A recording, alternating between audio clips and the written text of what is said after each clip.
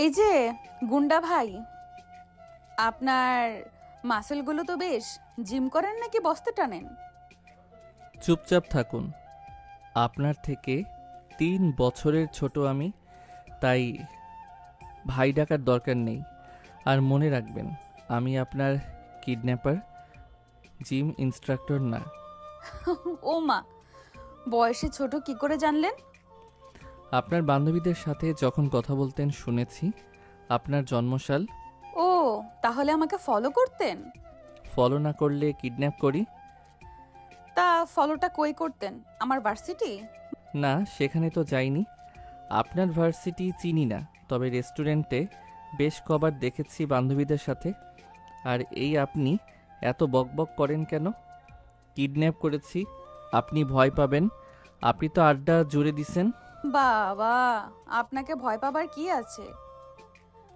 আপনার কি শিং আছে গুঁতো দিবেন, নাকি দাঁত আছে কামড় দেবেন? আর বয়সে ছোট তা কি হয়েছে? আপনি তো আমাকে বেশ কায়দা করে তুলে এনেছেন। তা নীল সাহেব, আপনার এই সিক্স প্যাক কি শুধুই দেখানোর জন্য, নাকি রশিটা একটু লুজ করতেও পারেন? একদম ফালতু কথা বলবেন না। এখন আপনার বাবাকে ফোন করব। মোটা অঙ্কের টাকা না দিলে আপনাকে এই বনেই মাটি দেব। আরে তাই তো, আমার ড্যাডি তো অনেক রিচ। তাড়াতাড়ি কল করুন, দেরি করছেন কেন? নীল অবাক হলো। কিডন্যাপ হয়ে কেউ এত খুশি হয়? নেন, নাম্বার বলুন। আমারটা দেব? ইয়ার কি হচ্ছে? ফ্লার্টিং করেন আপনি আমার সাথে? সে কাঁপা কাঁপা হাতে অরুণীর বাবার নাম্বারে ডায়াল করলো। ওপাশে ফোন রিসিভ হতেই নীলের গলা শুকিয়ে কাঠ। হ্যালো, হ্যালো চৌধুরী সাহেব, আপনার মেয়ে আমার কবজায় 10 কোটি টাকা নিয়ে। কি? কে তুমি?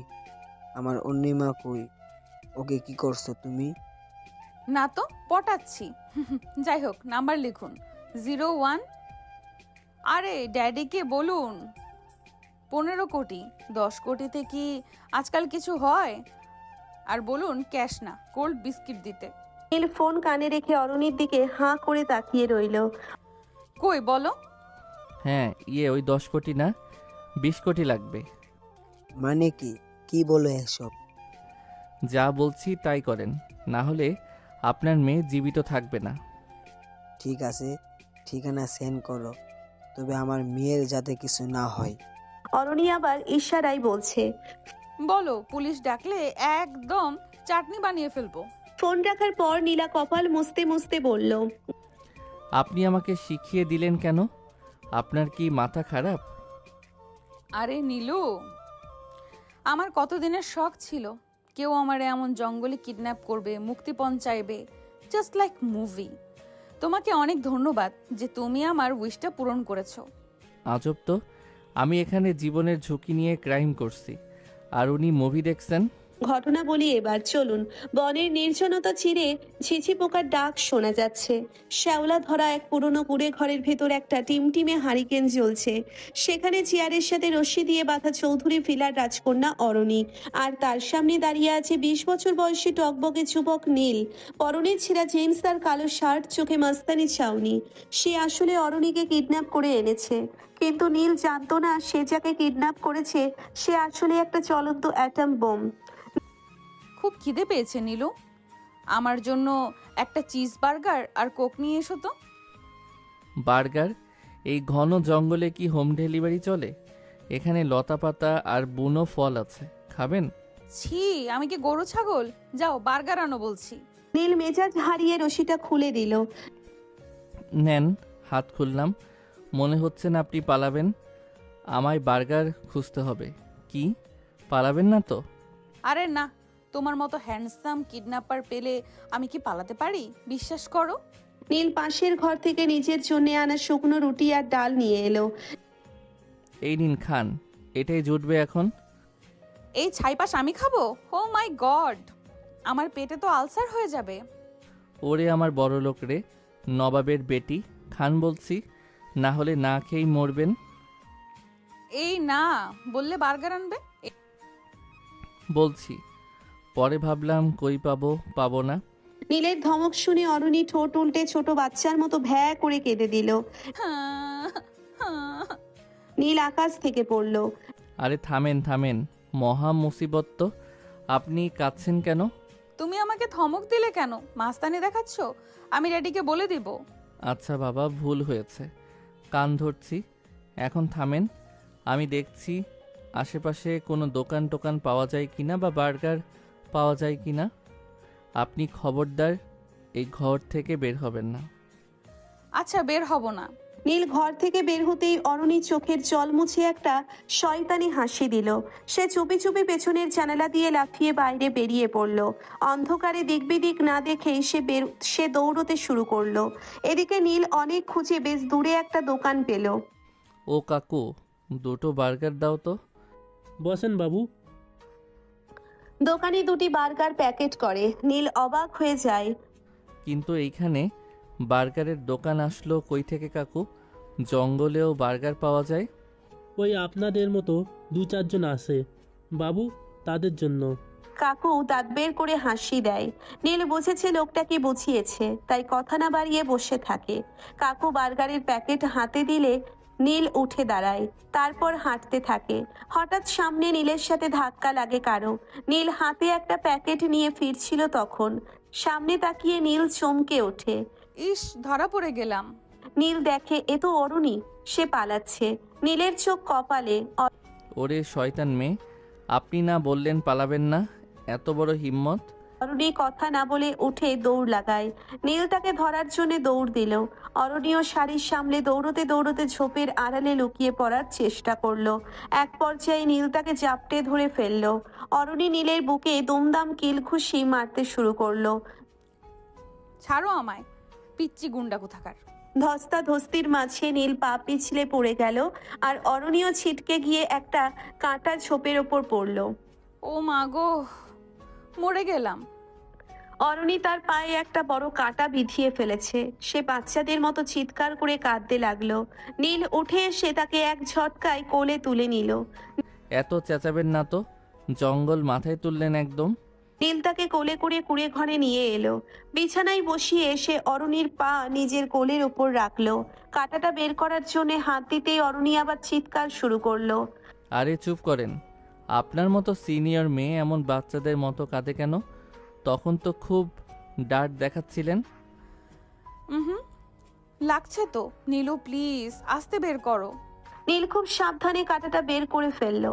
অরুণী অবাক চোখে নীলের দিকে তাকিয়ে রইল। এই দুর্ধর্ষ গুন্ডা ছেলেটার ভেতর এত মায়া লুকিয়ে আছে। নীল নিজের শার্টের হাতা ছিঁড়ে অরুণীর পায়ে ব্যান্ডেজ করে দিল। আপনি যদি না পালাতেন তবে কি এই অবস্থা হতো? কি বলেছিল পালাতে? আমি তো জাস্ট চেক করছিলাম তুমি আমাকে কতটা ভালোবাসো। আই মিন কতটা সিরিয়াসলি কিডন্যাপ করেছো। একটু যদি অ্যাডভেঞ্চার না থাকে চলে। নীল দীর্ঘশ্বাস ফেলে অরুণীর দিকে বার্গারের প্যাকেটটা এগিয়ে দিল। কে বলেছিল পালাতে? নিন, অনেক কষ্টে মাইলখানেক হেঁটে এই ঠান্ডা বার্গারটা জোগাড় করেছি। এবার খেয়ে শান্ত হন রাজকুমারী। অরুণী হাসি মুখে বার্গারে কামড় দিল। অন্ধকার ঘরটা তখন দুই অসমবয়সী মানুষের খুনসুটি আর এক অদ্ভুত ভালো লাগায় ভরে উঠল। নীলের মনে হলো এই কিডন্যাপটা তার জীবনের সবচেয়ে মধুর ভুল হতে চলেছে। কুঁড়ে ঘরের ভেতর তেলের হারিকেনটা মৃদু আলো ছড়াচ্ছে। নীল অরুণীর ব্যান্ডেজ করা পায়ের দিকে তাকিয়ে একটা গভীর দীর্ঘশ্বাস ফেলল। তার কিডন্যাপ করার মিশনটা যে এভাবে হাসির খোরাক হবে সে স্বপ্নেও ভাবেনি। অরুণী বার্গারে একটা কামড় দিয়ে মুখটা এমন করলো যেন সে বিষ খাচ্ছে। নীলু, এই বার্গারের প্যাটি তো মনে হচ্ছে জুতার সোলের চেয়েও শক্ত। আর চিজ কই? চিজের বদলে কি এখানে ডালডা দিয়েছে? শুনুন ম্যাডাম, এই জঙ্গলের ধারে যে দোকানে এই বার্গারটা পাওয়া গেছে সেখানে চিজের বদলে যে সাবান দেয়নি, এটাই আপনার ভাগ্য। আর দয়া করে আমাকে নীলু ডাকবেন না। আমি কি আপনার পোষা বিড়াল? বিড়াল হলে তো ভালোই হতো, কোলে নিয়ে বসে থাকতাম। তা নীল সাহেব, আপনার এই কিডন্যাপ করার আইডিয়াটা কার? মুভি দেখে ইন্সপায়ার্ড হয়েছেন নাকি ইন্টারনেটে how to be a failed kidnapper লিখে সার্চ দিয়েছিলেন? আপনি বড্ড বেশি কথা বলেন। আমি গরিব হতে পারি কিন্তু আমার একটা ইজ্জত আছে। আপনাকে কিডন্যাপ করেছি টাকা আদায়ের জন্য। আপনার লেকচার শোনার জন্য নয়। ইজ্জত? এই ছেঁড়া শার্ট আর জঙ্গলি বেশে ইজ্জত খুঁজছেন? তার চেয়ে বরং আমার পার্সোনাল মেকানিক হয়ে যান, ড্যাডি আপনাকে এর চেয়ে বেশি বেতন দিবে। চুপ, একদম চুপ। আর একটা কথা বললে আপনার মুখে ওই শক্ত বার্গারটা স্কচ টেপ দিয়ে আটকে দেব। নীল রাগে গজগজ করতে করতে কুড়ে ঘরের বাইরে গিয়ে বসলো। অরুণী মুচকি হেসে বার্গারের বাকি অংশটুকু সাবার করলো। তার কেন যেন এই পিচ্ছি গুন্ডাটাকে পচাতে খুব মজা লাগছে। রাত যত গভীর হচ্ছে জঙ্গলের ঠান্ডা তত বাড়ছে। কুড়ে ঘরের ভাঙা জানালা দিয়ে হিমশীতল হাওয়া ভেতরে ঢুকছে। নীল বাইরে আগুনের কুণ্ডুলি জ্বালিয়ে বসেছিল, কিন্তু শীতের তীব্রতায় সে ভেতরে আসতে বাধ্য হলো। এসে দেখলো অরুণী মেঝেতে পড়ে থাকা একটা পাতলা কাঁথার উপর গুটিসুটি মেরে শুয়ে আছে। তার সারা শরীর কাঁপছে। নীল ভাবলো মেয়েটা আবার কোনো নাটক করছে না তো। এই যে ম্যাডাম, এখন আবার কিসের অভিনয়? মেঝেতে শুয়ে কি ফিটনেস টেস্ট করছেন? অরুণী কোনো উত্তর দিল না।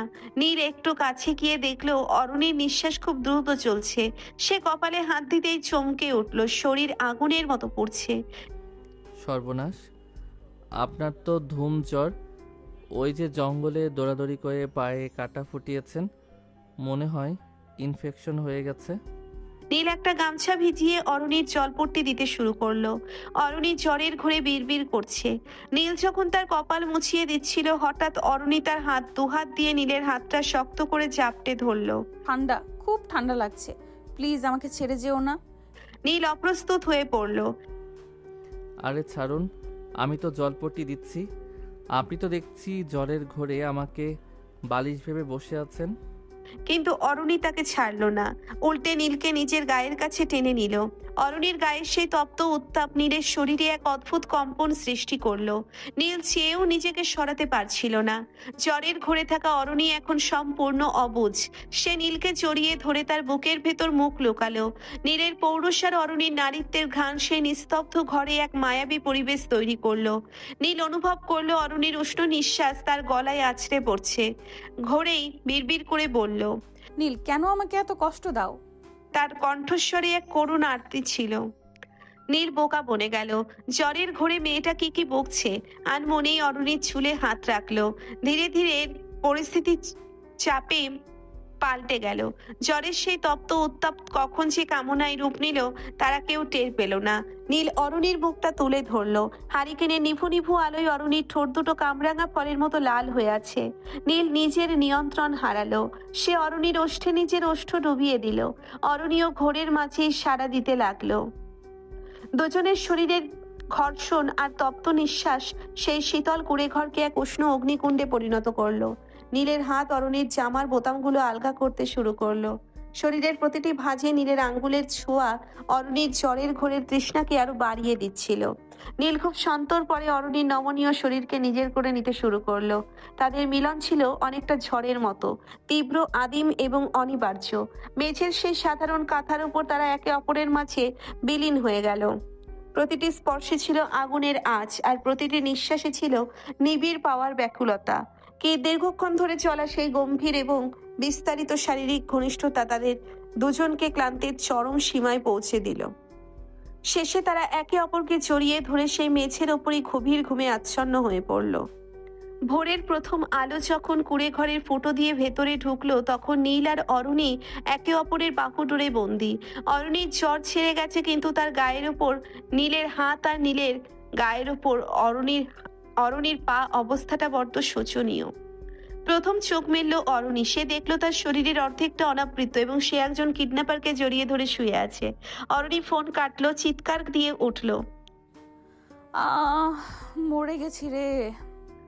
অরুণী কান ফাটানো চিৎকার দিয়ে ওঠে। আকাশ থেকে পড়ার মতো লাফিয়ে উঠল নীল। সে দেখলো তার গায়ের শার্টের অর্ধেক বোতাম নেই এবং অরুণী তার দিকে খুনি দৃষ্টিতে তাকিয়ে আছে। এসব কি? আপনি আমার উপর এভাবে শুয়ে আছেন কেন? আমি কি আপনার লেপ নাকি? চুপ কর হারামি, তুই আমার ইজ্জত নিয়েছিস। তুই কিডন্যাপার না, তুই তো একটা জানোয়ার। আরে শোনেন তো, আপনি তো আমাকে জাপটে ধরেছিলেন জ্বরের ঘোরে। আপনি তো আমাকে নীলু নীলু বলে টেনে নিলেন। আমি তো ভেবেছিলাম আপনি মারা যাচ্ছেন, তাই সেবা করতে গিয়েছিলাম। সেবা? এই তোর সেবা? তুই আমার জামার বোতাম খুলে সেবা করিস? পিচ্চি শয়তান! ড্যাডিকে বলে তোকে আমি ফাটা কেষ্টে ঝুলাবো।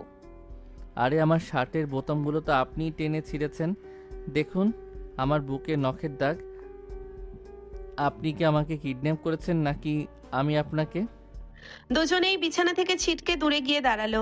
অরুণী রাগে আর লজ্জায় নিজের শাড়ি ঠিক করতে লাগলো, আর নীল নিজের ছেঁড়া শার্টের দিকে তাকিয়ে কপাল চাপড়াতে লাগলো। দুজনের মুখেই এখন হাজারটা অভিযোগ, কিন্তু ভোরের সেই শীতল হাওয়ায়, রাতের সেই উষ্ণতা তখন দুজনকে মনে করিয়ে দিচ্ছিল যে ঘটনাটা আসলেও ঘটে গেছে। এখন কি হবে? আর হবে, মুক্তিপণের টাকায় নতুন শার্ট কিনবো আর আপনার জন্য পিল কিনবো। এখন চুপচাপ বসুন, ড্যাডির ফোন আসার সময় হয়েছে। অরুণী ফোঁস করে একটা নিঃশ্বাস ফেললো। এই অদ্ভুত সম্পর্কের মোর্চে কোথায় গিয়ে থামবে তা এখন দুজনেরই অজানা। কিছুক্ষণ পর বনের স্নিগ্ধতা চিরে পুলিশের সাইরেনের শব্দ আর অরুণীর বাবার আকাশ বাতাস কাঁপানো চিৎকার প্রতিধ্বনিত হচ্ছে। অরুণী আর নীল এখন বনের গভীরে অরুণী আর হিমেল তখন বনের গভীর ঝোপের ভেতর লুকিয়ে তারা দৌড়ে ছিটছিল। আরে আপনি দৌড়াচ্ছেন কেন? আপনার বাবা তো টাকা না এনে উল্টা আমাকে পুলিশে দিতে আসছে। সেজন্যই আপনার সাথে দৌড়াচ্ছি। বাবার উপর রাগ করলাম, ভেবেছি অর্ধেক টাকা আমি মারবো। আজব। নীলের শার্ট ঘামে ভেজা, কপালে যন্ত্রণার ভাঁজ। পুলিশের একটা গুলি তার পায়ের পেশি ছুঁয়ে চলে গেছে, রক্তে ভিজে একাকার হয়ে গেছে তার পরনের মলিন জিন্স। অর্নি, পাগলামি করিস না মা, ফিরে আয়। ওই জানোয়ারটা তোকে মেরে ফেলবে। তোকে উদ্ধার করতে আমি পুরো পুলিশ বাহিনী নিয়ে এসেছি। নীল অরিনকে ধাক্কা দিয়ে সরিয়ে দেওয়ার চেষ্টা করলো, তার কণ্ঠে এক অদ্ভুত কাতরতা। পালান অরণি, আপনার বাবা এসেছে, পুলিশ এসেছে, ধরা দিলে আমি নির্ঘাত এনকাউন্টারে মরব। আর আপনি রাজপ্রাসাদে ফিরে যাবেন। যান বলছি, আমার জীবন নিয়ে আপনার খেলার দরকার নেই। অরুণিত উল্টে নীলের শার্টের কলার শক্ত করে ধরলো, তার বড় বড় চোখে এখন এক অদ্ভুত জেদ আর উত্তেজনার ঝিলিক। চুপ করো, চুপ করো তো পিচ্চি গুন্ডা। এখন ধরা দিলে তো লাইফটা আবার সেই বোরিং ড্রয়িং রুমে বন্দি হয়ে যাবে। আর তোমাকে এই অবস্থায় ফেলে আমি যাব? No, never. চলো দৌড়াও। নীল অবাক হয়ে দেখলো যে মেয়েটা একটু আগে পালাতে গিয়ে পায়ে কাটা ফুটিয়ে বাচ্চাদের মতো কাঁদছিল, সে এখন তাকে নিজের কাঁধে ভর দিয়ে বনের আরো গভীর টেনে নিয়ে যাচ্ছে। পুলিশ তাদের ছায়া দেখে চিৎকার করে উঠলো। ওই যে ওরা, ফায়ার! অরুণী আর নীল বনের ঘর লতাপতা মারিয়ে এগোচ্ছে। নীলের পা থেকে টপ টপ করে রক্ত ঝরছে, প্রতিটি কদমে সে নরক যন্ত্রণা পাচ্ছে। পেছনে পুলিশের বুটের শব্দ আর টর্চের আলো তাদের পিছু ছাড়ছে না। অরুণী তার শাড়ির কুচি উপরে তুলে রেখেছে, হাত দৌড়াতে সুবিধা হয়। ড্যাডি ভাবছে আমি খুব বিপদে আছি, কিন্তু ও জানে না ওর মেয়ে এখন হলিউড মুভির হিরোইন সাজতে ব্যস্ত। চলো নীলু, ওই সামনে একটা পুরনো পাথরের আস্তানা দেখা যাচ্ছে, ওখানে লুকাতে হবে। তারা বনের এক প্রান্তে পাথুরে একটা গুহার মতো জায়গায় গিয়ে ঢুকলো। জায়গাটা ঘন লতা গুল্মে ঢাকা, বাইরে থেকে সাধারণ চোখে বোঝা অসম্ভব। ভেতরে ঢুকেই নীল ধপাস করে মাটিতে পড়ে গেল, তার মুখ রক্তশূন্য হয়ে একদম ফ্যাকাশে হয়ে গেছে। উফ, মরে গেলাম। আপনি আমার সাথে এলেন কেন? তখন তো ঠিকই পালাইতে চাইছেন, এখন কেন এই নাটক করে জীবনটা রিস্কে ফেললেন? অরুণী এক মুহূর্ত সময় নষ্ট না করে তার দামি সিল্কের শাড়িটা আঁচলটা খচখচ ছিঁড়ে ফেললো। সে নীলের পায়ের কাছে হাঁটু গেড়ে বসলো। ধুর বোকা, তখন ভেবেছিলাম তুমি একটা পচা ছেলে, জাস্ট বোরিং, টাকার জন্য কিডন্যাপ করেছো। কিন্তু এখন দেখছি তুমি তো বেশ সাহসী, আর এত সহজে ধরা দিলে তো অ্যাডভেঞ্চারটাই মাটি হয়ে যেত। কিডন্যাপ হওয়ার পর পুলিশের হাত থেকে এই পালিয়ে বেড়ানো পুরো জম্পেশ একটা ব্যাপার, আমি মুভিতে দেখেছি। পাগল, আজ তো একটা পাগল আপনি। এখানে আমার জান যায় যায় অবস্থা, আর উনি জম্পেশ অ্যাডভেঞ্চার খুঁজছেন। অরুণী কুড়ে ঘর থেকে আনা তার ভ্যানিটি ব্যাগ থেকে একটা নেল কাটার আর দিয়াশলাই বের করলো। সে নীলের ক্ষতের কাছে গিয়ে গম্ভীর মুখে বলল, নীলু, এই শার্টের হাতাটা কামড়ে ধরো, আমাকে গুলিটা বের করতে হবে, না হলে সেপটিক হয়ে পা কেটে ফেলতে হবে। কি আপনি করবেন? আপনি কি ডাক্তার না কি কসাই? নেল কাটার দিয়ে গুলি বের করবেন? চুপ, একদম কথা বলবে না। কথা বললে মন অন্যদিকে যাবে, তখন হাড় কেটে ফেলবো কিন্তু। অরুণী দিয়াশলাই চালিয়ে নেল কাটারের অগ্রভাগ গরম করে নিল। তারপর যেই না সে নীলের ক্ষতের গভীরে ওটা ঢোকালো, নীল গগন বিদারী চিৎকার দিয়ে উঠল। আহ, ওরে মা গো, মেরে ফেললো রে, দোহাই আপনার, পুলিশে দিয়ে দেন, তাও আমাকে এভাবে জবাই করবেন না। আরে থামো, বাচ্চাদের মতো ভ্যা ভ্যা করো না। এই তো দেখা যাচ্ছে, এই যে বেরিয়ে গেছে। অরণি সত্যি সত্যি ক্ষতের ভেতর থেকে সীসার দানাটা বের করে আনলো। রক্ত ফিনকি দিয়ে ছুটছে।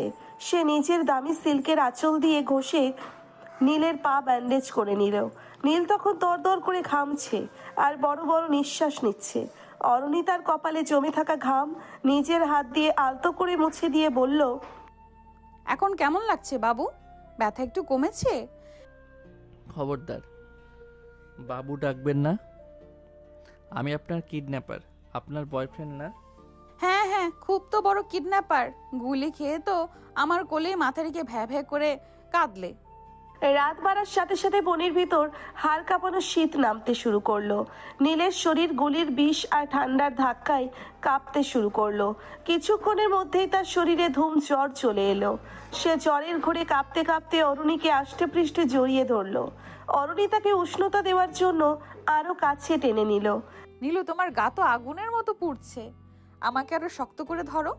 নীল জ্বরের ঘোরে বিড়বিড় করে, ঠান্ডা, অরণি প্লিজ আমাকে ছেড়ে যেও না, অন্ধকার ভয় লাগে। অরুণী দেখলো নীল তাকে পাগলের মতো চাপটে ধরেছে।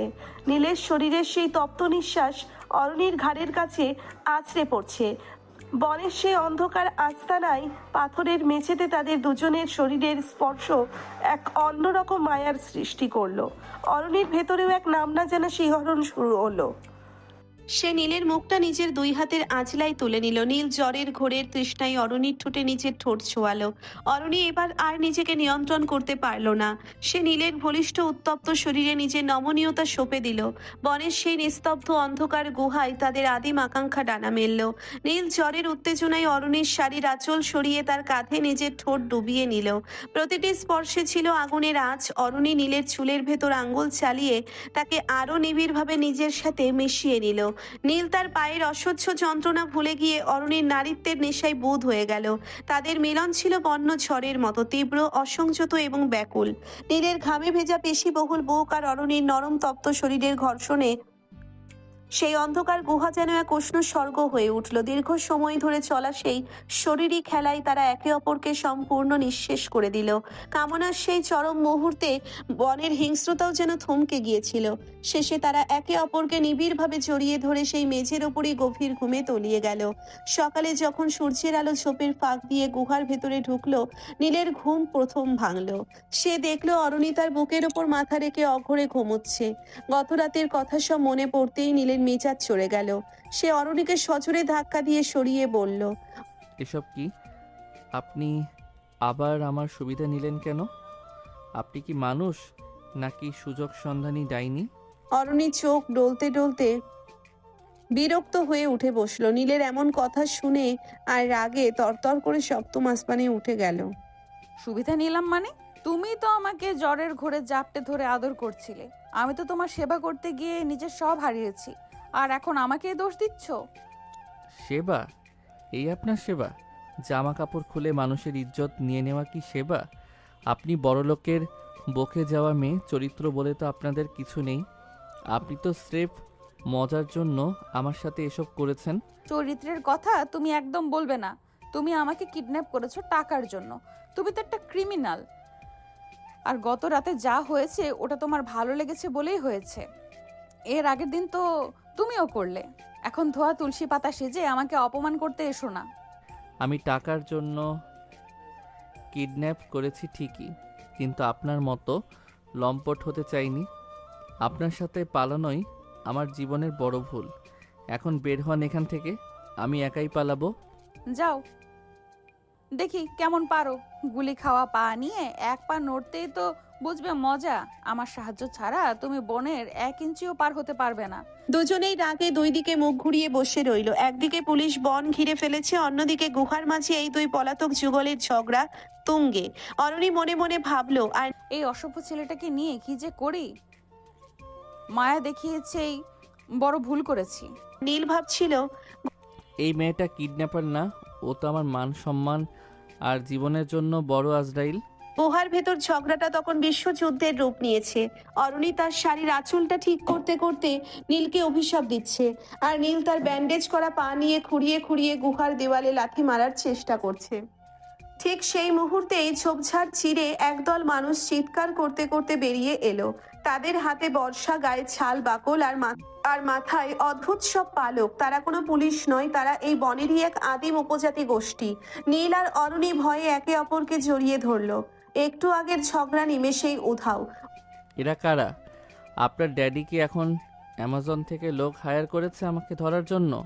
চুপ করো, এরা তো অরিজিনালি জঙ্গলি। দেখো ওদের হাতে বড় বড় বর্ষা। উপজাতিদের সর্দার এগিয়ে এলো, বিশাল তার চেহারা। সে নীল আর অরুণীকে দেখে তার ভাষায় কি যেন একটা ঘোষণা করলো। সাথে সাথে একদল জঙ্গলি এসে নীলকে চ্যাংদোলা করে তুলে নিল। আরে ছাড়ো, আমাকে কোথায় নিচ্ছ? আমি কিডন্যাপার, আমি তোমাদের কলিগ। আরে ছাড়ো বলছি। অরুণীকেও তারা সম্মানের সাথে ধরে নিয়ে গেল তাদের গ্রামে। সেখানে গিয়ে নীলকে একটা বাঁশের খুঁটির সাথে বেঁধে রাখা হলো। কিছুক্ষণ পর এক বৃদ্ধা এসে নীলের শার্ট ছিঁড়ে ফেলে তাকে একটা রঙিন ধুতি পরিয়ে দিল, আর গলায় মস্ত বড় এক হাড়ের মালা। অরুণী দূর থেকে দেখে হাসিতে ফেটে পড়ল। ও মাই গড নীলু, তোমাকে তো একদম টারজান লাগছে। এখন একটা চিৎকার দাও তো দেখি। হাসবেন না অরণি, এরা আমাকে হাড়ি পাতা দিয়ে সেদ্ধ করে খেয়ে ফেলবে। আপনার জন্যই আজ আমার এই হাল। কিন্তু আসল নাটক শুরু হলো তখন, যখন সর্দার এসে ঘোষণা করলো যে তাদের গোত্রের নিয়ম অনুযায়ী কোনো কপতি যদি বনের পবিত্র গুহায় এক রাত কাটায় তবে তাদের বিয়ে দিয়ে দেওয়া অনিবার্য, না হলে বনদেবতা রুষ্ট হবেন। বনের মাঝখানে বিশাল আগুন জ্বালানো হয়েছে, ঢোল বাজছে দুমদুম দাদুম। নীলকে বরের সাজে আর অরুণীকে বুনো ফুলের মালায় কনের সাজে আগুনের সামনে বসানো হলো। সর্দার অদ্ভুত মন্ত্র পড়ছে। প্রথমে মজা হিসেবে নিলেও তারা দুজনেই তখন হতভম্ব। কি করবে না করবে ভেবে পাচ্ছে না। অরণি, কিছু একটা করুন। আমি এই জঙ্গলি বিয়ে করতে চাই না। আমার এমনিতেই লাইফ বরবাদ। আপনাকে বিয়ে করার চেয়ে কচু গাছে ফাঁসি দেওয়া ভালো। আরে চুপ করো তো, ফ্রিতে বিয়ে হচ্ছে, কোনো খরচ নেই। আর দেখো ওরা তোমাকে কত সম্মান দিচ্ছে। শ্বশুরবাড়ি হিসেবে এই জঙ্গল কিন্তু মন্দ না। আপনার তো মজাই হবে। আপনি তো রাজকন্যা, এখানে এসে রানী হয়ে যাবেন, আর আমাকে ওরা সারাদিন বল্লম দিয়ে খোঁচাবে। না রে, যাই বলি, কি যে হবে এখন। ধুর, আপনাকে তো সিরিয়াস লাগছে না। আমি ডাকি, এই যে সর্দার ভাই, আমরা বিয়ে করব না? সর্দার এগিয়ে আসলো। নীল কিছু বলতে গেলে চ্যাংদোলা করে বিয়ে পড়ানো শুরু করলো। নীল যতই ইশারায় বোঝায় সর্দার বোঝে না, উল্টে বাড়ি মারে। নীল আর ভয়ে কিছু বলে না। নীল বুঝতে পারে আর লাভ নেই, তাই বাধ্য হয়ে চুপচাপ বিয়ে করে। অরুণী হাসবে না কাঁদবে বোঝে না। অ্যাডভেঞ্চার নিতে এসে এত অ্যাডভেঞ্চার পাবে সে কল্পনাও করেনি। বিয়ে শেষ হতেই উপজাতিরা তাদের জন্য একটা বিশেষ বাসর ঘর বরাদ্দ করলো। সেটা মাটির ওপরে নয়, মস্ত বড় একটা গাছের ওপর বানানো মাচা। মই দিয়ে তাদের উপরে তুলে দেওয়া হলো এবং মইটা সরিয়ে নেওয়া হলো যাতে তারা পালাতে না পারে।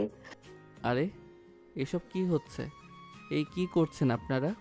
বাহ, এটা তো দারুণ অ্যাডভেঞ্চার। হা হা হা। আপনি আসলে পাগল। কী সব বিয়ে হচ্ছে, আবার গাছের ওপর বাসর করতে দিছে? এসব কোনো কথা? এই যে ভাই, এইসব কি? চিং পাং চুং হুক্কা হু। নীল ডাক দিলে সর্দারের লোকেরা বর্ষা দিয়ে খোঁচা দেয়। নীল আহ করে ওঠে। অরুণী হাসতে থাকে। নীল চিন্তা ভয়ে শেষ, কিন্তু অরুণী গোটা বিষয়টা খুব মজা হিসেবে নিয়ে নিয়েছে। গাছের ওপরে সেই ছোট্ট মাচায় অরুণী আর নীল এখন একদম একা। নিচে জঙ্গলিদের নাচের শব্দ শোনা যাচ্ছে। গাছের ডালে ঝোলানো হারিকেনটা দুলছে। নীল এক কোণে বসে গাল ফুলিয়ে আছে। কি হলো বড় সাহেব, বাসর রাতে কি বউয়ের সাথে ঝগড়া করেই কাটাবেন? শুনুন, গত রাতে যা হয়েছে ওটা ছিল একটা ভুল, কিন্তু এই জঙ্গলিরা যা করলো ওটা তো একটা ট্র্যাজেডি। অরুণী মুচকি হেসে নীলের কাছে এগিয়ে এলো। বনের ফুলের গন্ধে অরুণীর সারা শরীর মম করছে। সে নীলের হাড়ের মালাটা টেনে নিজের দিকে ফেরালো। নীলু, গত রাতটা যদি ভুল হয় তবে আজ রাতটা কিন্তু একদম অফিসিয়াল। জঙ্গলিদের মতে আমি এখন তোমার বউ, আর এই ড্রেসে তোমাকে যা হট লাগছে না। নীল অরণির চোখের দিকে তাকালো।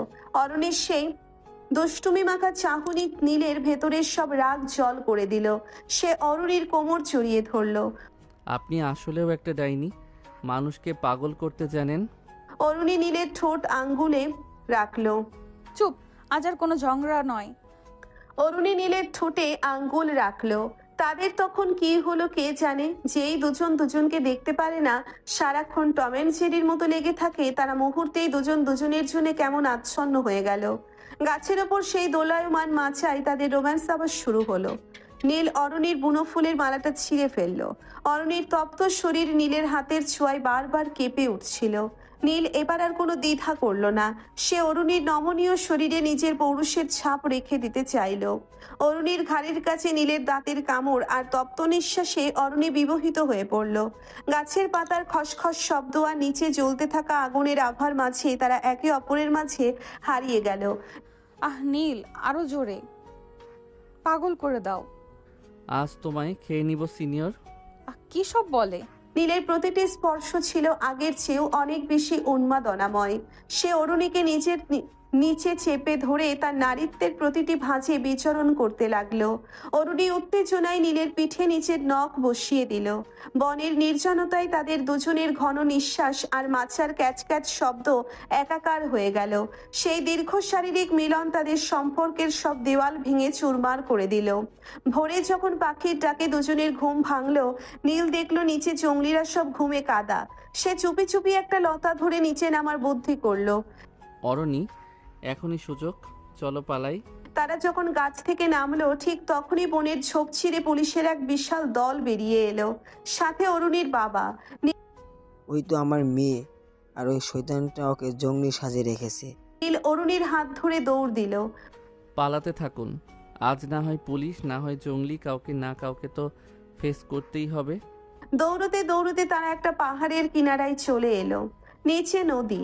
নীলু, এখন কি হবে? অ্যাডভেঞ্চার যখন শুরু করেছেন, তবে শেষটাও রাজকীয় হোক। ঝাঁপ দিন। নীল অরুণীকে কোলে নিয়ে নদী লক্ষ্য করে বিশাল এক লাফ দিল। পুলিশের গুলি তাদের মাথা ছুঁয়ে বেরিয়ে গেল। পানিতে পড়ার পর নীল অরুণীকে টেনে তুলল এক বালুচরে। বালুচরে শুয়ে দুজনেই হাঁপাচ্ছে। অরুণীর বুনো সাজ এখন পানিতে ভেজা, আর নীলের হাড়ের মালাটা মাঝখান থেকে ভেঙে গেছে। অরুণী হেসে কুটি কুটি হয়ে যায়। নীলু, আমাদের বিয়েটা কিন্তু দারুণ ছিল। চুপ করুন। গত রাতের পর থেকে যে আপনি আমার অফিসিয়াল বউ, এখন ড্যাডির কাছে গিয়ে কি বলবেন? বলবো তোমার কিডন্যাপার ফেল করেছে, কিন্তু তোমার জামাই পাশ করে গেছে। এরপর তারা রাস্তায় গিয়ে একটা বাসে উঠল। ভিজে সপসপে পোশাকে একটা লোকাল বাসের পেছনের সিটে বসে আছে নীল আর অরুণী। বাসের যাত্রীরা আর চোখে তাকাচ্ছে এই অদ্ভুত যুগলটির দিকে। নীলু, সত্যি বলছি, এমন বিয়ে জীবনেও দেখিনি। আদিবাসী সর্দারের ওই মন্ত্র আর গাছের ওপর বাসর, অ্যাডভেঞ্চার জাস্ট জোস ছিল, পুরো মুভি ভাইব। নীল বিরক্ত হয়ে জানালার বাইরে তাকিয়ে বলে, আজব, আপনার কাছে এটা অ্যাডভেঞ্চার? আপনি কি আসলেও বোঝেন যে আমাদের সাথে কি হয়েছে? আমাদের বিয়ে হয়ে গেছে, আপনি আমার 3 বছরের সিনিয়র, আর এই সিচুয়েশনে আপনার হাসি পাচ্ছে? আপনার ড্যাডি পুলিশ দিয়ে আমার পা ঝাঁঝরা করে দিচ্ছে, আর আপনি জোস খুঁজছেন? হ্যাঁ, এই যে জুনিয়র বরের সাথে বিয়ে, এটাও তো একটা বিশাল অ্যাডভেঞ্চার। 3 বছরের ছোট বর, মন্দ কি? বেশ কিউট একটা ব্যাপার। কিউট? আমার লাইফটা বরবাদ হয়ে গেল আর আপনি কিউট খুঁজছেন? শুনুন ম্যাডাম, এখান থেকে শহরে গিয়েই সবার আগে আমি আপনার সাথে ডিভোর্স নেব। আপনার মতো পাগলি মেয়ের সাথে থাকা মানে নিজের গলায় নিজে ফাঁসি দেওয়া। এই বিয়ে কেউ মানবে না। তোমার সাথে থাকার আমারও বড্ড শখ, তাই না? তবে যা হয়েছে সেটা এনজয় করছি। তুমি বড্ড বেরসিক নীল, সারাক্ষণ শুধু ডিভোর্স করো কেন? আজব, আপনি তো লাইফটাকে বড্ড হেয়ালি বানিয়েছেন। বড় লোকের বেটি তো, টাকা আছে, যা ইচ্ছা তাই করছেন। এই বিয়েটা সমাজের কাছে একটা প্রহসন, আমরা কালই সব শেষ করে দেব। শহরে পৌঁছে অরুণীর বাড়ির কাছাকাছি এসে নীল নামলো। অরুণীর বাবা বিশাল গাড়ি নিয়ে তাকে নিতে এসেছেন। নীল ঝোপের আড়ালে দাঁড়িয়ে রইল যাতে কেউ তাকে না দেখে। শুনুন অরণি, এখন থেকে আমরা আলাদা। আপনি আমার প্রাসাদে যান, আপনি আপনার প্রাসাদে যান, আমি আমার মেসে এই কয়েকদিনের ঘটনা একটা দুঃস্বপ্ন ভেবে ভুলে যাবেন। কলেজে বা বাইরে কেউ যেন না জানে আমাদের মাঝে কি হয়েছে, বিশেষ করে ওই বিয়ে আর বাসরের কথা। আচ্ছা বাবা, দেব ডিভোর্স। আমারও বড্ড দায় পড়েছে তোমার মতো বোরিং জুনিয়রকে নিয়ে ঘর করার, কিন্তু আবার কোথাও আমাকে দেখলে যেন না চেনার ভান করো না। তবে খবর আছে, তুমি কিন্তু কিউট আছো। পাগল নাকি? অরুণী গাড়িতে উঠে গেল। নীল একটা দীর্ঘশ্বাস ফেলে নিচের মেসের দিকে হাঁটা দিল। তার মনে হলো যাক, আপদ বিদায় হয়েছে, এখন আবার শান্তিতে ক্লাস করা যাবে। পরদিন সকালে নীল কলেজে এসেছে। তার পায়ে ব্যান্ডেজ, হাতে হালকা চোট। বন্ধুদের সাথে ক্যান্টিনে আড্ডা দিচ্ছে। নীল তার কিডন্যাপারের ঘটনাটা এমনভাবে সাজিয়ে বলছে যেন সে একাই বনের সব বিপদ জয় করেছে। বুঝলি দোস্ত, জঙ্গলটা একদম ডেঞ্জারাস ছিল। আমি একাই 10টা গুন্ডার সাথে লড়েছি, তারপর কোনো মতে পালিয়ে এসেছি। ঠিক তখনই কলেজের গেটে একটা সাদা রঙের অডি এসে থামলো। গাড়ি থেকে নামলো এক গ্ল্যামারাস তরুণী, পরনে দামি সালোয়ার কামিজ, চোখে সানগ্লাস। কলেজের সব ছেলে হাঁ করে তাকিয়ে আছে। নীল তাকিয়েই চমকে উঠল। তার হাতের চায়ের কাপটা টেবিলের উপর পড়ে গেল। ওত্তরি, এই মাল এখানে কেন? এর তো এখানে আসার কথা না। আরে নীল, তুই এই মেয়েকে চিনিস নাকি? উনি তো অরণি আপু, আমাদের 3 ব্যাচ সিনিয়র। হ্যাঁ রে, অনেক বড় লোকের মেয়ে, চৌধুরী গ্রুপের একমাত্র উত্তরাধিকারী। কলেজে খুব একটা আসেই না, কিন্তু আজ হঠাৎ কেন এলো কে জানে। হেব্বি লাগছে না? নীল বুঝতে পারলো বিপদ আসন্ন। সে টেবিলের নিচে লুকানোর চেষ্টা করলো। তোরা বলিস আমি এখানে নেই, আমি পালাই রে। কিন্তু কেন? 1 মিনিট, তোরা দুজন দুজনকে চিনিস? আপাতত কথা বলিস না। কিন্তু অরুণীর চোখকে ফাঁকি দেওয়া অসম্ভব। অরুণী চশমাটা কপালে তুলে চারিদিকে তাকালো এবং নীলকে দেখেই একটা পৈশাচিক হাসি দিল। সে সোজা নীলের টেবিলের সামনে চলে এলো। ওই যে হিরো, কোথায় লুকানোর চেষ্টা করছো নীল? নীল সোজা হয়ে দাঁড়িয়ে একটা কৃত্রিম হাসি দিল। তার বন্ধুরা অবাক চোখে দুজনের দিকে তাকাচ্ছে। নীল দাঁত চেপে বন্ধুদের উদ্দেশ্যে বলছে, যা তুই শেষ, দেখে ফেলেছে। আরে অরণি আপু, আপনি এখানে কেমন আছেন? মানে আপনি তো বড় মানুষ, আমাদের মতো ছোটদের টেবিলে কেন? ওফ, কি বলি, এই কলেজে কেন আপনি? আরে নীলু, তুমি তো ফর্মাল হয়ে গেলে কবে থেকে? জঙ্গল থেকে ফেরার পর কি আমাকে ভুলে গেছো?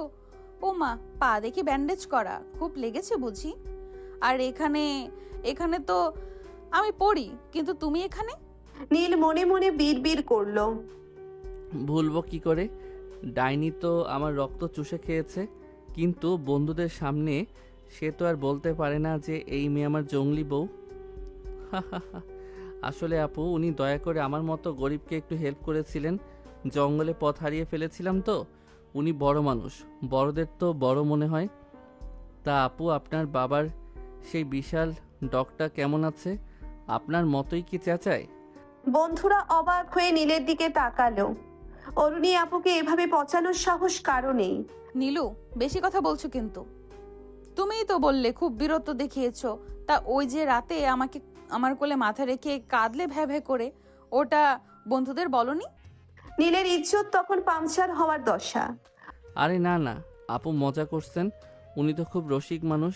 তা আপু, আপনি 3 ব্যাচ সিনিয়র, আপনার না এখন হবু জামাইয়ের সাথে থাকার কথা, এখানে জুনিয়রদের ডিস্টার্ব করছেন কেন?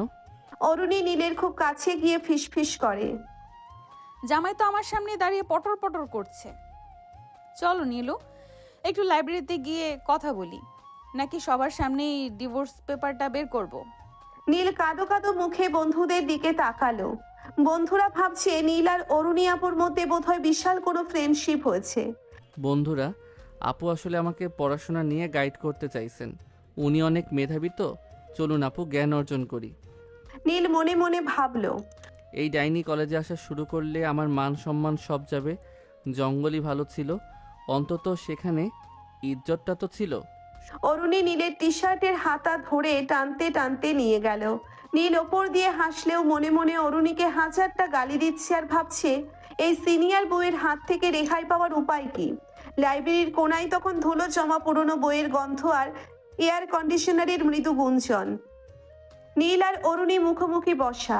বাইরে কলেজের হাজারটা ছাত্রছাত্রীর কোলাহল, কিন্তু এই কোণায় পরিবেশটা থমথমে। নীল লাইব্রেরির ডেস্কে মাথা ঠেকিয়ে রেখেছে, আর অরুণী একটা হাসি দিয়ে নিজের হাতের নখ দেখছে। নীল সোজা হয়ে বসে অরুণীর দিকে তাকালো।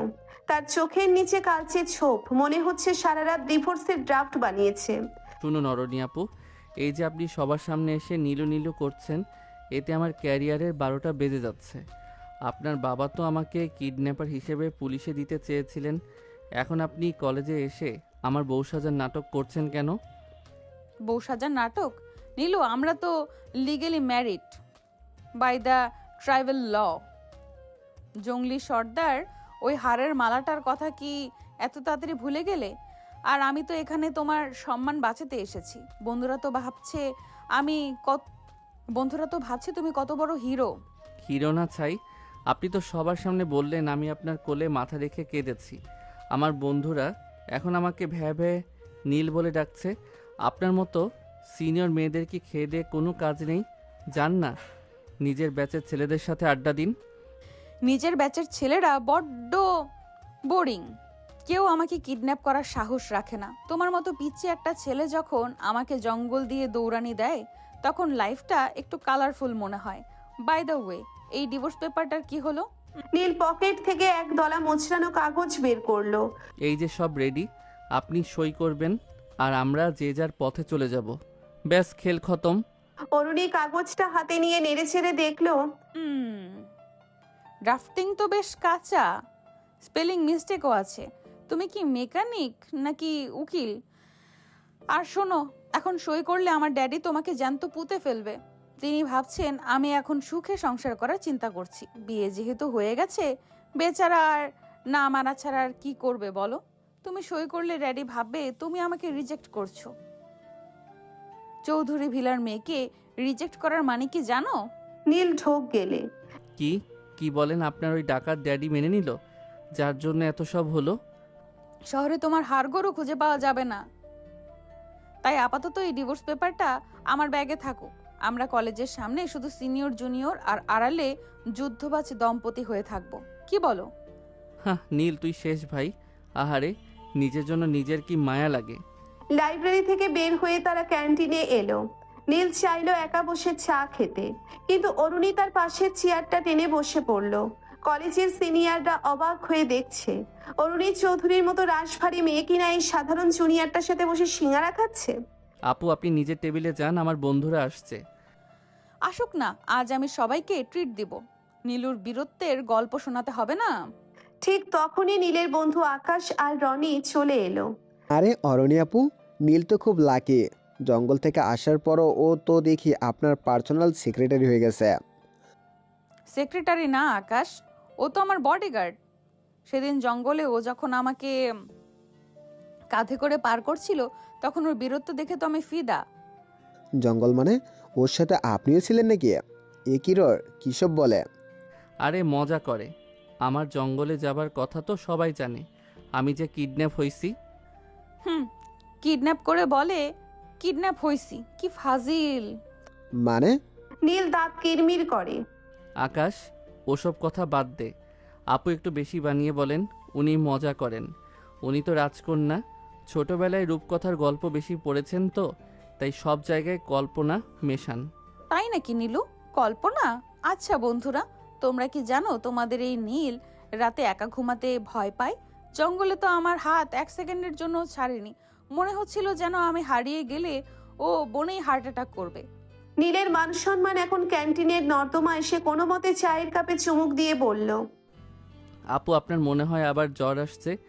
ওই যে কিছুদিন আগে কাঁপছিলেন না, শুনছিলাম তো, তখনই আপনার মাথায় সমস্যা হয়েছে, মেমোরি লস হয়েছে আপনার। আমি হাত ধরিনি, আপনি তো আমার শার্টের হাতা টেনে ছিঁড়ে দিয়েছিলেন।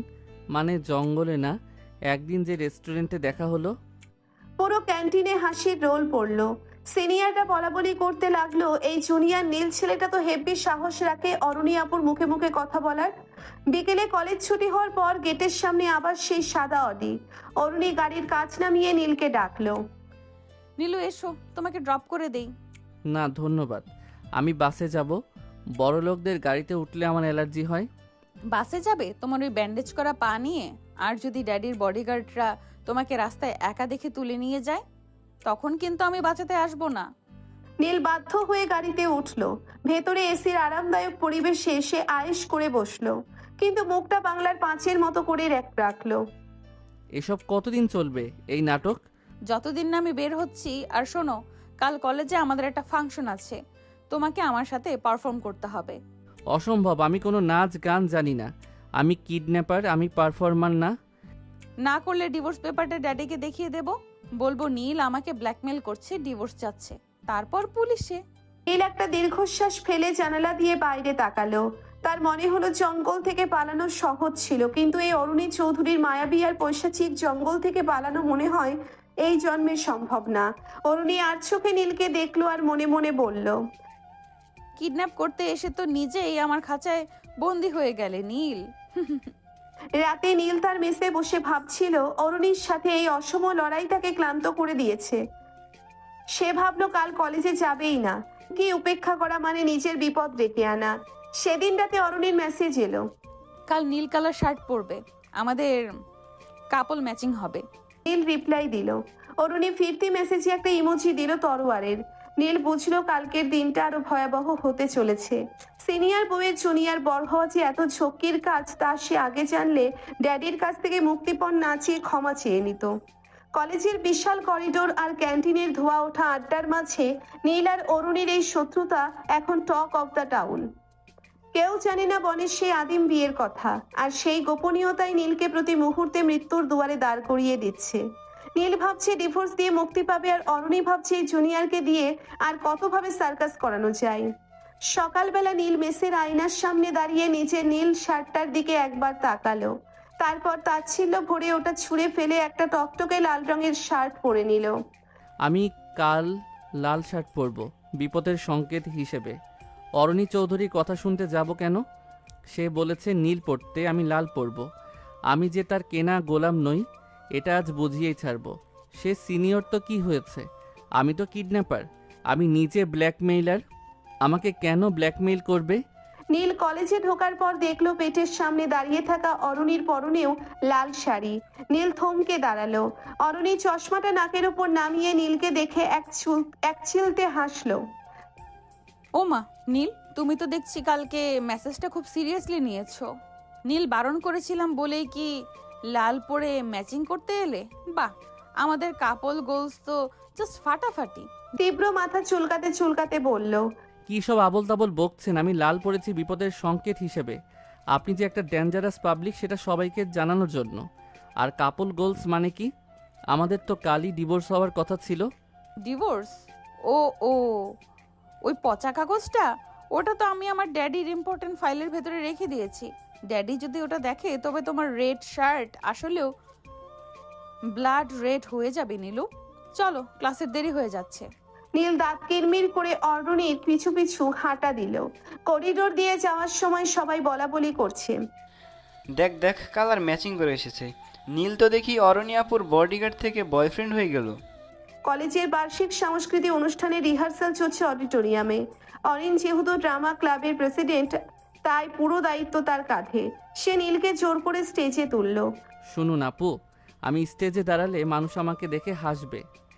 আমার হাতে রেঞ্জ আর হাতুড়ি ভালো মানায়, এই শেক্সপিয়রের ডায়লগ না। আরে ট্রাই তো করো, তুমি হবে রোমিও আর আমি হব জুলিয়েট। চলো শুরু করো। O Juliet, why are you Juliet? আমি ওসব পারবো না, আমি বরং এভাবে বলি, oh Aroni, why are you so ডাইনি? আপনার ড্যাডি তো অনেক রিচ, আমাকে কিছু টাকা দিয়ে বিদায় করলেই তো পারেন। এই সস্তা ড্রামা করার মানে কি? অরুণী মাঠে বসে থাকা জুনিয়রদের সামনে চিৎকার করে, সবাই শোনো, আমাদের রোমিও নীল এখন একটা বিশেষ কবিতা আবৃত্তি করবে, যেটাও গত রাতে আমাকে ফোন করে শুনিয়েছে। নীলের তো আকাশ ভেঙে পড়ার দশা। সে কোনোদিন ফোনের ওপাশে অরুণীকে গালি দেওয়া ছাড়া কিছু করেনি। মিথ্যা বলছেন কেন? আমি কবে কবিতা বললাম? আরে ওই যে বললে না, বনের মাঝে কুড়ে ঘর, নীলু আমার আপন বর। সবাই একটা তালি দাও তো নীলের জন্য। পুরো অডিটোরিয়াম হাসিতে ফেটে পড়ল। নীল অপমানে মাটির সাথে মিশে যাচ্ছে। সেই স্টেজের মাইক্রোফোনটা হাতে নিয়ে বলল, আসলে অরণি আপু বড্ড রসিক মানুষ। উনি তো সিনিয়র, তাই জুনিয়রদের পচানো ওনার শখ। আসলে আপু তো একাই রোমিও জুলিয়েট সাজতে পারেন, কারণ ওনার মেকআপ যা ভারী, তাতে ওনাকে জ্যান্ত স্ট্যাচু মনে হয়। অরুণীর হাসি মুখটা মুহূর্তেই গম্ভীর হয়ে গেল। জুনিয়ররা ফিসফিস করছে। নীল তো দেখি অগ্নগিরির মুখে জল ঢেলে দিল। অরুণী উঠে চলে গেল। নীল ঢোক গিলল, রাগিয়ে তব দিল। আবার কোনো বিপদ কে জানে। দুপুরে ক্যান্টিনে নীল এক কোনায় বসে ঠান্ডা সিঙ্গারা চিবুচ্ছে। অরুণী এসে তার উল্টো দিকের চেয়ারে বসলো। এবার আর হাসি নেই তার মুখে। নীল, তুমি সবার সামনে আমাকে স্ট্যাচু বললে, আমার মেকআপ নিয়ে কথা বললে, তোমার সাহস তো কম না? সাহস তো আপনিই দিয়েছেন। ওই যে জঙ্গলি সর্দার বলেছিল না, বর বউ সমান সমান।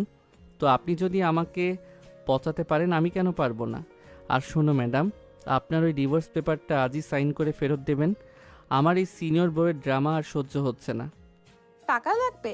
কত টাকা দিলে তুমি এই ডিভোর্স পেপার নিয়ে মুখ বন্ধ করে চলে যাবে? আমি আপনার টাকা চাই না, আমি আমার শান্তি চাই।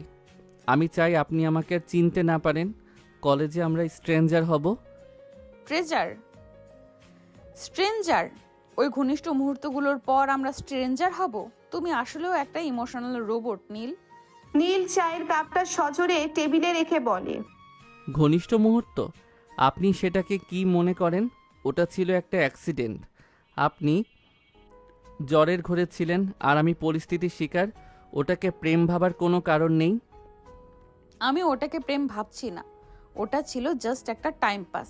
তবে টাইম পাসটা বেশ ইন্টারেস্টিং ছিল, তাই না নীলু? নীল রাগে লাল হয়ে ক্যান্টিন থেকে বেরিয়ে গেল। অরণি বসে বসে তার সিঙ্গারাটা নিজের প্লেটে তুলে নিল।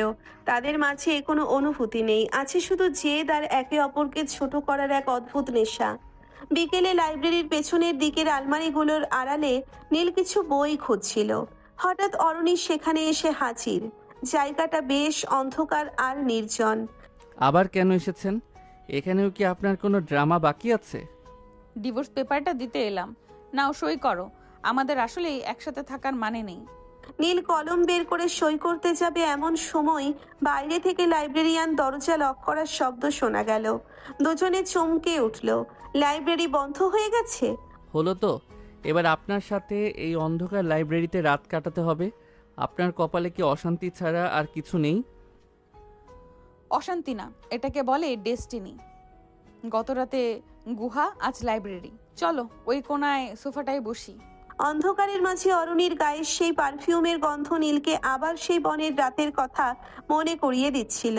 দুজনে পাশাপাশি বসলো। কেউ কারো দিকে তাকাচ্ছে না, কিন্তু হার্টবিট স্পষ্ট শোনা যাচ্ছে। ঘৃণা করি না, ভয় পাই। আপনার লাইফস্টাইল, আপনার ইগো, সব কিছু আমাকে দম বন্ধ করে দেয়। আমি সাধারণ একটা ছেলে। আমার কাছে জীবন মানে মেকানিক গিরি আর দুবেলা ডাল ভাত। নীল, তুমি আমাকে এত ঘৃণা করো কেন? আর আমার কাছে জীবনের মানে একটা বড় খাঁচা। সবাই আমাকে চৌধুরী ভিলের উত্তরাধিকারী হিসেবে দেখে, কেউ মানুষ হিসেবে দেখে না। শুধু তুমিই আমাকে ধমক দেওয়ার সাহস পেয়েছো।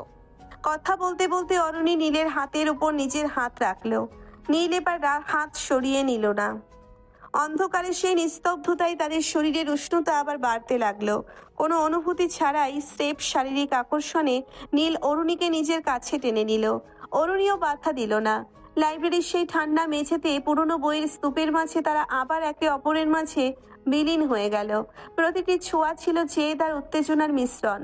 দীর্ঘ সময় ধরে চলা সেই শারীরিক নিবিড়তা তাদের আবার বুঝিয়ে দিল যে তারা একে অপরকে যতই অস্বীকার করুক, শরীরের টান তারা উপেক্ষা করতে পারবে না। সকালে লাইব্রেরিয়ান দরজা খুলতেই নীল আর অরুণী আলাদা হয়ে বেরিয়ে এলো। করিডোরে এসেই নীল আবার সেই গম্ভীর হয়ে গেল। কালকের ওটাকেও একটা ভুল হিসেবে ধরে নিন। আমি আপনার ডিভোর্স পেপারে সই করে দিয়েছি, ওটা নিয়ে আপনি চলে যান। আমিও সই করে দেব। তবে মনে রেখো নীল, তুমি আমাকে যতবার ভুল বলবে, তুমি ততবার নিজেকেই ছোট করবে। আমার কেন যেন মনে হচ্ছে আমাদের কিছু একটা কানেকশন আছে। না হলে কেন তোমার কাছে আসবো? তুমি বা কেন কাছে টেনে নেবে? কিছু নেই। নীল শক্তভাবে কথা বলে হনহন করে হেঁটে ক্লাসে চলে গেল। অরুণী করিডোরে দাঁড়িয়ে রইল। কারো প্রতি কারো কোনো মায়া নেই, কোনো ভালোবাসা নেই। তাহলে কি আছে? আছে শুধু এক অদ্ভুত তৃষ্ণা আর ইগোর লড়াই। নীল আর অরুণীর লাইব্রেরির কাণ্ডের পর ক্যাম্পাসে বাতাস যেন বারুদ হয়ে আছে। নীল এখন নিজেকে আড়ালে রাখার আপ্রাণ চেষ্টা করছে, কিন্তু অরুণীর উপস্থিতি যেন উচ্চ ভোল্টেজের বিদ্যুৎ, যেখানে যায় সেখানেই একটা শক দিয়ে যায়। নীল ভাবছে ডিভোর্স দিয়ে মুক্তি পাবে, আর অরুণী ভাবছে এই জুনিয়রকে দিয়ে আর কতবার সার্কাস করানো যায়। ঠিক এই সময়েই কলেজে এন্ট্রি দিল এক নতুন চরিত্র, যা নীলের শান্ত জীবনে রীতিমতো দাবানল জ্বালিয়ে দিল। সকালবেলা নীল ক্যান্টিনে বসে এক কোনায় অখাদ্য ঠান্ডা সিঙ্গারা চিবোচ্ছিল। পায়ে ব্যান্ডেজটা এখনো আছে, তবে ব্যথা কমেছে। ঠিক তখনই পুরো কলেজের মেয়েদের মাঝে একটা শোরগোল পড়ে গেল। করিডোর দিয়ে মেয়েরা দৌড়চ্ছে যেন শাহরুখ খান কলেজে এসেছে। নীল উকি দিয়ে দেখলো গেটের সামনে একটা চকচকে লাল রঙের লেক্সাস এসে থামলো। গাড়ি থেকে নামলো 6 ফুট লম্বা জিম করা বডির এক তরুণ। পরনে ব্র্যান্ডেড স্যুট, চোখে দামি সানগ্লাস, আর চুলে এত জেল যে মাছি বসলে পা পিছলে পড়ে যাবে। আরে নীল, দেখ, এ তো আরিয়ান, অরণি আপুর বাবার পরম মিত্র চৌধুরী আঙ্কেলের ছেলে। লন্ডন থেকে MBA করে ফিরেছে। ক্যাম্পাসে গুজব ছড়িয়েছে অরণি আপুর সাথে ওর নাকি এঙ্গেজমেন্ট ঠিক হয়ে আছে। নীলের গলার ভেতর সিঙ্গারার টুকরো আটকে যাওয়ার দশা। সে কোনো মতে পানি খেয়ে বিষম খেতে খেতে মনে মনে বলল, এঙ্গেজমেন্ট? ওরে ভাই, আলহামদুলিল্লাহ। ওই ডাইনিকে বিদায় করার জন্য শেষ পর্যন্ত একজন উপযুক্ত গাধা পাওয়া গেছে। লন্ডন রিটার্নড গাধা। যাক, আমার ডিভোর্স পেপার এবার তাড়াতাড়ি সই হবে। কিন্তু আবার যে বলল তার বাবা চায় তার সাথে সংসার করি। কিন্তু নীলের স্বস্তি বেশিক্ষণ টিকলো না। আরিয়ান একগুচ্ছ লাল গোলাপ নিয়ে সোজা অরুণীর কাছে গেল। অরুণীও যেন নীলকে জ্বালানোর জন্যেই আরিয়ানের সাথে খুব বেশি হাসাহাসি শুরু করলো, এবং আরিয়ানের বাহু জড়িয়ে ধরে ক্যান্টিনের দিকেই আসতে লাগলো। অরুণী আর আরিয়ান ক্যান্টিনে ঢুকে ঠিক নীলের পাশের টেবিলটাতে বসলো। অরুণী আজ যেন একটু বেশি গ্ল্যামারাস সেজেছে, যা নীলের চোখে খচখচ করছিল। হাই নীলু, এই যে আরিয়ানের সাথে পরিচয় করে নাও। আরিয়ান, ও হলো নীল, আমার খুব স্পেশাল এক জুনিয়র। ও আমাকে মাঝে মধ্যে বনের জঙ্গলি গল্প শোনায়। ও খুব ভালো গল্পকার, জানো। আরিয়ান নীলের দিকে এমন ভাবে তাকালো যেন নীল একটা রাস্তার ধুলো। ওহ হাই লিটল বয়, অরণি বলছিল তুমি নাকি ওকে একবার জঙ্গল থেকে উদ্ধার করেছিলে। ও পথ হারিয়েছিল আর তুমি লিফট দিয়েছিলে। Good job. এই নাও কিছু টিপস। আরিয়ান পকেট থেকে একটা চকচকে 500 টাকার নোট বের করে তাচ্ছিল্যের সাথে নীলের সামনে রাখলো। নীলের কান দিয়ে তখন গরম ধোঁয়া বেরুচ্ছে।